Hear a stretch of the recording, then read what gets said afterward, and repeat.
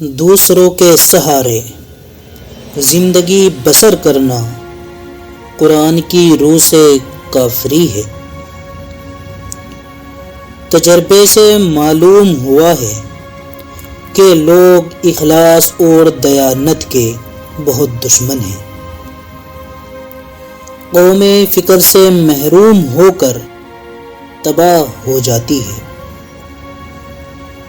جو مسائل انسان نہ حل کر سکے قدرت انہیں حل کرتی ہے۔ ہر شخص کو طبیعت آسمان سے ملتی ہے اور زبان زمین سے۔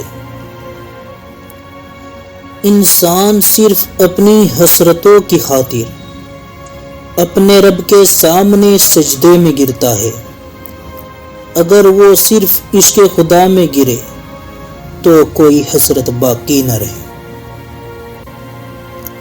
اللہ انسان کے سجدوں کو نہیں دیکھتا۔ لوگ نماز پڑھنے کے بعد بھی خالی ہاتھ لوٹ جاتے ہیں کیونکہ ان کی عبادت اس کے خلوص کو دیکھتا ہے۔ اکثر میں خلوص نہیں ہوتا۔ آج کا انسان اپنی روزی کی فکر میں رزق تلاش کر رہا ہے اور اپنے رازق کو بھول بیٹھا ہے جو اسے رزق دیتا ہے۔ اگر آدمی بننا چاہتے ہو تو بنی آدم کا احترام کرو۔ مصیبت کی طرح گمراہی بھی تنہا نہیں آتی۔